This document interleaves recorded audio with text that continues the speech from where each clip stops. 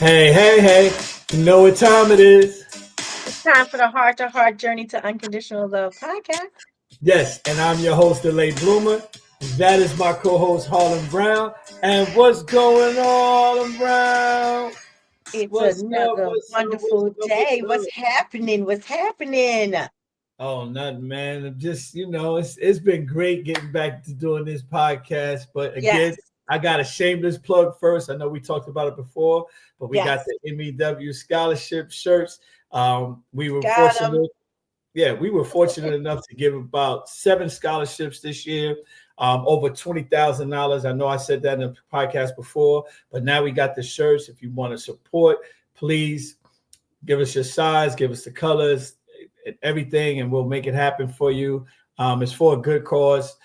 We've blessed a lot of kids, and it's been a great experience, and they're having a great time. So that's my shameless plug. So let's get into relationships. So, Let's get it. we're not doing the topic thing. We're just going to talk. Okay. What have you been hearing out there? I know you had your ears to the streets. What's been going on out there in the world? Um, Well, the townspeople have been talking, and okay. they've been talking, and I'm talking from the townspeople that live in the women's village, right? Oh, So in the women's village. in the women's village. All right. So basically, in the women's village, been hearing some topics on just how, and this is married and dating, Okay. how what is it about men that they will let something fester and not speak on it and let it go too long, and the woman thinks that it's okay, but it's actually really not okay. Okay. What does she do in that situation when all of a sudden now it's like it's a problem, but apparently it must have been a problem for a long time, but it was never spoken on. Never spoken of. Okay. Well, they know that happens both ways, but we're going to. All It right. does. It definitely happens both ways. I'm not gonna say this Okay. I'm just saying I spoke to the women village, the women's Okay. town All right. people. That's what I We're that's what I got. gonna respond to the women's village. So we're gonna call this segment the questions. How about Okay. that? We call this the That's what's questions. up. Let's call Yeah, it the I like question. it. All right. Okay. So the question. So we have a question. So you're wanting to know why men don't talk about their feelings and let it fester, and it blows up later. Basically what you're saying. Yeah, it kind of blows up. It blows up later, and I think it kind of throws the woman off a little bit. Mm-hmm. It's almost like I didn't know that was such a problem, or I didn't know Yeah. that was Yeah. that big. Okay. Well, there's a lot of questions. There's a lot of things that's going on, a lot of relationships. And again, your relationship is personal to you and your significant Right. other. However, in general terms, again, there has first of all, there has to be um, a communication breakdown if the man is feeling that way. Because I could probably say, from my perspective, and saying that I've done this on several occasions, because I just really didn't want to rock the boat, as you say. But Right. we started rocking the boat, and when I started understanding that rocking the boat is not really having arguments, it's really just making sure that you get your feelings out and get what you want to say across, and having that communication in a safe space. So the first thing I can say, let me ask you, this is the first thing I want you to take back to the village, take back Okay. to the women's village. Ask them, are they giving their significant other a safe space to talk? That's a good one. That's Because that's where definitely it a good one. starts. If Yes. you're not giving a person a safe space to talk, or let's say I want to disclose something to you and I start talking, and you didn't like something, and you start talking over me, you already with your rebuttal. So now be like, okay, well, you got all the answers. I'm good. I'm not gonna say no. I'm gonna just keep it to myself. Yes. Could you say that part again? I think that's very important. Yeah. So it's like when I go to talk to my significant other, and they come back with a rebuttal, and I can't even get everything that I want to say out. They don't let me finish my sentence. I shut down. I just say, you know what? You got it. You got all the answers. Don't worry about it. I'll figure it out. I think that is a big big thing. And I'm not speaking for the whole village. I'm just saying that this was something that came up in a conversation. But Yeah. I think me as a woman being in the woman's village, I feel that that is very important, that safe spaces are important, and not to, and we talked about this when we talked about rocking the boat, like the rebuttals and like letting the person express what they have to say and not look at it as something that's an attack, but also look at it as something as, it's not easy sometimes having these conversations. So you got to give grace where grace is needed. So yeah, that's why I asked you to repeat that again, because I think me saying that in a women's village is not going to be well received, right? See, Because I'm a girl talking. So like, let the yeah. man say it again, because I just wanted that to be reiterated. And we got to be in honesty, right? So Yeah. I think that comes with women saying, "Oh, he's not being honest. Well, why didn't he just tell me in the beginning?" But it's maybe the person was trying to tell you in the beginning, but you just never gave him the opportunity to complete the sentence. That makes Yeah. sense. And that's huge. That's huge for us men, because all we want to do is just be able to come to you and say, look, I don't like the way that you talked, the way that you, when we were let's say we were at a dinner, and every time it came time for me to speak, you spoke, and you didn't allow me to get a chance to speak, and you were speaking for me like I didn't have a voice. Like, I thought we were a partnership here, and you're taking over, just because it's your people. And do you feel I'm going to say something that that is going to embarrass you? I mean, that can happen sometimes, but you got to allow the man to be a man. And if you don't allow the man to be the man, then there's an issue. That's another issue brewing. But the first thing is respect. Because if you respect someone, you're going to listen to what they have to say without having a rebuttal. And we go back to um, be quick to listen, slow to speak, right? Yeah. Yes. Yeah, we go back to that, and that's one of the things that I think for a lot of couples, a lot of men have this issue that they clamp up because they feel they can't express themselves. And let me just add this point too. And sometimes men feel if they are if they're being vulnerable to their women, they're weak. So they Oh, don't want to come at a woman, and I know it's crazy, but they don't want to come to a woman feeling like they are coming to them weak. You know what I mean? okay. Okay. All right. I mean I mean, I that's take it. I take that, because I said all because I just kind of felt sad that, that vulnerability is not a weakness. You got to be so strong to be vulnerable. But I think sometimes we do look at it as a weakness, and we need to not do that, because vulnerability is one of the hardest things ever. Like, you have to have courage to be yeah, vulnerable, yeah. like completely vulnerable with someone. So yeah, Yeah, let me give okay. you an example. Let me give you an example. A woman to say, "Man up," why can't you be like my dad? Oh, Why nice. can't you handle this like my dad? That's the worst thing to tell a significant other, spouse, boyfriend, or anything. Like, my dad is the man's man, and he's this, and he would do it like this, he would do it like that. You lost, you lost him. You lost me. Because if you're telling me, first of all, I'm not your dad. So Right. I shouldn't be doing what your dad is doing, or saying Exactly. what your dad is doing to you, because I shouldn't do that. But again, we look at other relationships, especially women. I know they do, because if they have a strong man in their relationship, they kind of mirror and want that man, want their man to be like the man that has trained them, has nurtured them, has given them wisdom and guidance. You know what I'm saying? Yeah, I think your dad is probably your first male relationship, right? For most women, that's their first male relationship. So that's what they kind of guided by. Um, so yeah, I can see where that can be, where that comparison needs to be different, right? And then I also feel this way, and this is not like, this is just I just see it from working with so many different people in different stages, that um, a lot of times a woman could fantasize this is what a man is supposed to be, right? And that man can never live up to that reality because that's not a real person that you're making him stand against. It's somebody that you made up in your head. And when that man is not following it, it's kind of hard. It's really hard, and it gets frustrating to the man because you keep moving the level of where he needs to be. Like, oh, you can do that. Well, let's do this. And you keep elevating it until it's like this is now you made this impossible person who is stressed out all the time because they have to live up to a standard. So and it demasculates a man. You know what I mean? And that perfect word.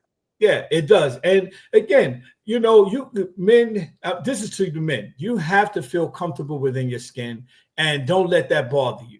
You know, however, you want to have that conversation with your significant other. You're going to have to rock the boat. Yes. You know what I mean? But again, I'm talking from a man perspective, and I don't speak for all men, but I know I've been in this situation where, like, you know, hey, I'm not who that person is, and I'm not sure who you was dealing with before, but I'm me, and you have to accept me for who I am. And if I can't come to you with an issue that something's bothering me, especially if it's, again, we just use that as an example, saying, hey, you're speaking for me when we go out. I'm not like, I have my own voice. Please let me speak. I'm not a child. I'm not your son. I know a lot of times I used to have to tell women like, yo, I'm not your son. I don't know who you're talking to. Like, I'm not your son. Tone that down. You know what I mean? Figure it out. Like, it must have triggered something. And that's the key to what you're talking about. Okay. It triggers something in women and it triggers something in a man. And now you have a clash. Right. So how do we get over this clash? How do we help? That was my next question. How at this point, how do we get over that? Because if I'm the woman, and this is one of the things that I know that women do, and I'm a woman, I do it too sometimes. I'm gonna keep asking the same question over and over again. So like, what's wrong? Why you so something must have happened. Why are you like now you're different? Like, what's it? And I want to say I would love for the woman village, right, to understand and kind of get a grasp on how to approach these things. Is it okay just to say, okay, leave it alone and maybe he'll come to talk about it? Or I think we talked about it before, but it was, and I think it probably wasn't even on the podcast. It was probably just something that I read and I was like, isn't this crazy? Or is it one of those things where a lot of women do? They do something, and it's this perfect environment that this man created, right? It could be your favorite restaurant or whatever. And it's just like, did you ever bring other girls here, or is this something that you do all the time, or trying to find that special connection? But how do women get that information? Like, how do they express that? Because I feel like they do it in arenas where it's not really appropriate to do, but that's what they want to know, but it's not in the most opportune time. So what is a good time to do that? Well, let's start here. When you keep asking the question to men, it becomes annoying and it's nagging. So just stop. I'm telling the women village, just stop. Ask one or two times. That's it. We heard you the first time. We heard you the second time. We heard you the 30th time. We don't think that we didn't. From second to 30th. Yes, we heard you the 30th time. So just know that we heard you. We just have to find the safe space in order to talk to you, because it's your reaction to, we may say something that you don't like. And instead of you hearing that the whole thing out, you start lashing out, you start rebutting, you start defending, you start becoming defensive.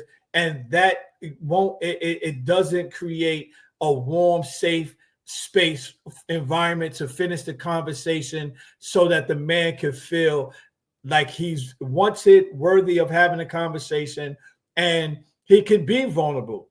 but he won't be vulnerable because you're not making the space there for him. So let's start there. Okay. Okay. That's good. That's good. That's Yeah, good. let's That's good. start there. So Now, when you creating a safe space. And so in creating a safe space, that's why I kind of brought up like my favorite restaurant or something like that.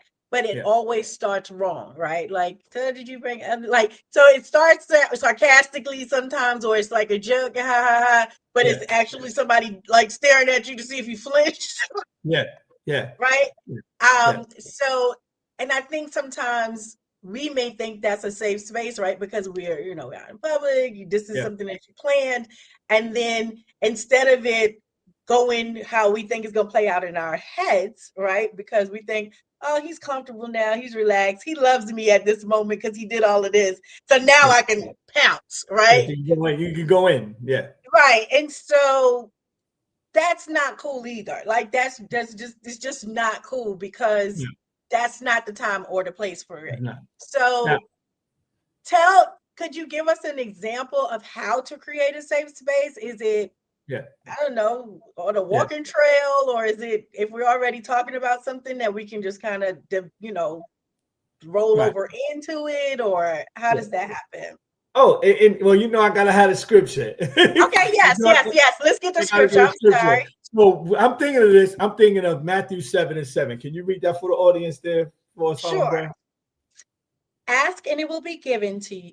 Ask and it be given to you. Seek and you will find. Knock and the door will be open to you. Yes, that is what is needed. Ask and it should be given to you. So if I come to you, I should ask and you should give it to me. And again, it's not making you vulnerable. It's not making you weak. It's just saying, hey, I need something from you. I need a conversation from you.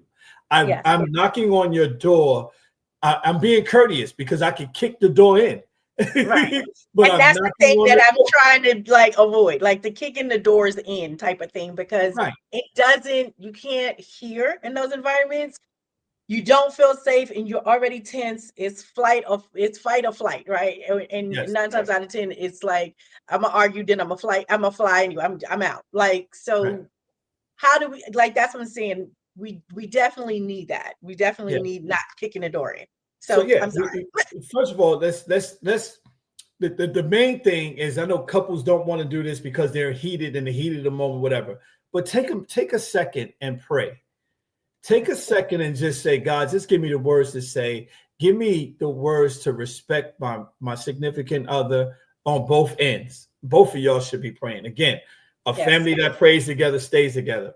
And when you can have that conversation and when you can just come together as one and bring it a notch down.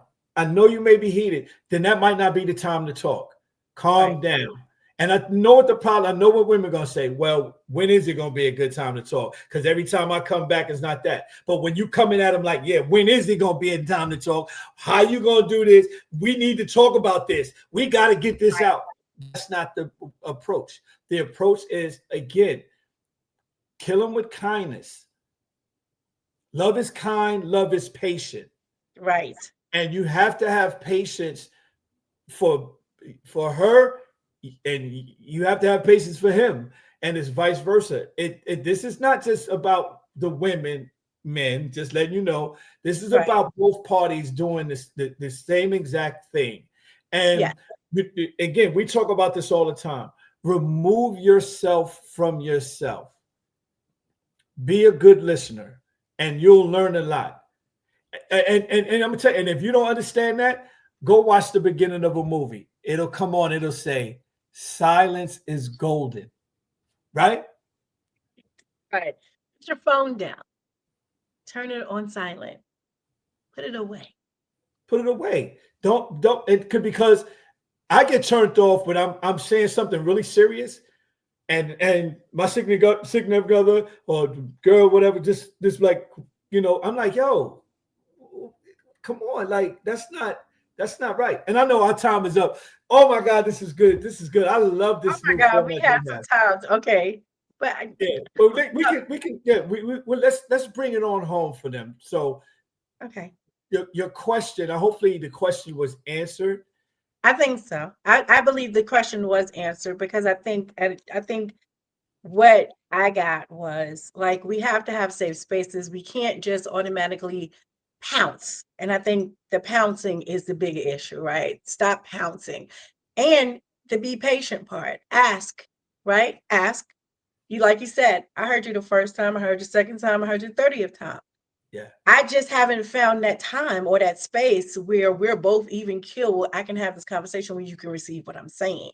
Right. So I think that's a big takeaway from that as well. But tell me what you think are some key things that the women village can benefit from.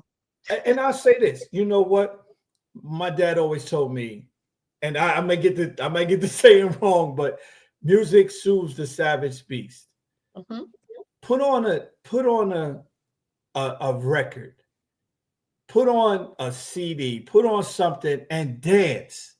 Just Yeah. come together and dance first. And tell each other how much you really do love each other, how much you care for each other, because the dancing and the music will calm you down. Y'all are in this together. Right. You're not in this by yourself. We talked in the last podcast about, God didn't put us on earth to be by ourselves, and he made somebody to lay next to you because you'll be warm. So when you get together and you dance, you play the music, and you just dance, hold each other. Now don't throw on Little Wayne. Don't throw on that. Don't throw on, back that thing up. You know what I'm saying? Don't put on all this. You know what I'm saying? Throw on something nice and How about soothing. that you guys both can remember and have a memory too? Because music brings back memories. It brings back so many floods of like different past experiences. So put on something that's gonna make both of Yes, y'all feel good. yes, Like, yes. yeah, My yeah. main thing, I love to dance. I love that, and it calms me down. It calms the significant other down. It works if you allow it to. Again, don't go in it with an attitude. Well, Lake Bloom and Harlan Brown said we're gonna dance. We're gonna try to dance. We're gonna put the music on. I said put the music on so we can Don't get be this over pop with. locking up in there. You know what I'm saying?